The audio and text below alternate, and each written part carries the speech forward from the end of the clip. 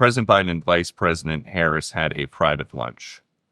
How awkward was that? Speaking of a house divided against itself, it appears that Joe Biden and Kamala Harris had lunch. Peter Doocy asked Karine Jean-Pierre about that.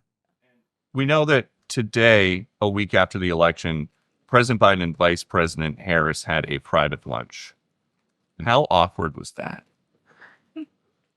I don't even understand. Why would it be awkward? Because why would it the president got squeezed out for her, and then she kept him at arm's length, and then she lost, and now she's back. Why would you characterize it as awkward? They have regular lunches.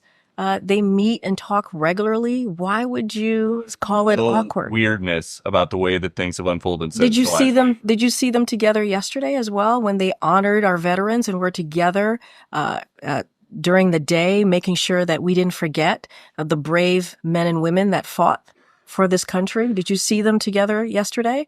Did you see the show of force together? This is. I'm not even going to take the premise of the question. What I will say is the president and the vice president had lunch today. They've had lunch many times.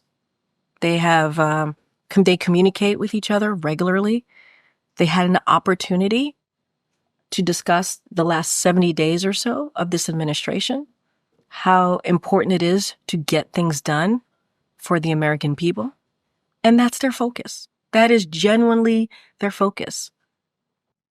Dad, I actually think it was a completely legit question. Everything she did right there with her little duck and weave and all of that is exactly what we're trying to kick out of government right now. It's like, why would it be awkward? I don't know, maybe because she threatened him with the 25th Amendment and then lost and he's a little pissed. How about that, lady? Yeah, well, I think their respective demeanors is really part of a larger story. If you compare the manner by which Trump was behaving, showing up with the garbage truck and, the capacity to be authentic and to troll and to use humor versus Kamala Harris, who, couldn't get out of the 3 syllables that she knew. She felt very constrained by it. I mean, if I may say, one of the reasons that my message resonates is because I don't speak down to people, right? I can be funny, I can be buffoon, I can be professorial. And so I think one of the things that really resonated with the American public, forgetting about all the important policy issues, is that with Trump and all of his cadre of folks, you get people who look as though they're actual flesh and bones human beings.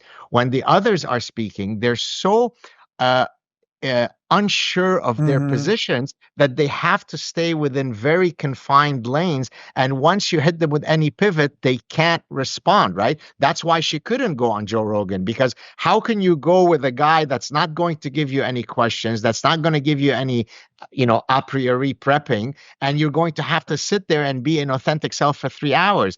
And so bottom line, authenticity wins the day.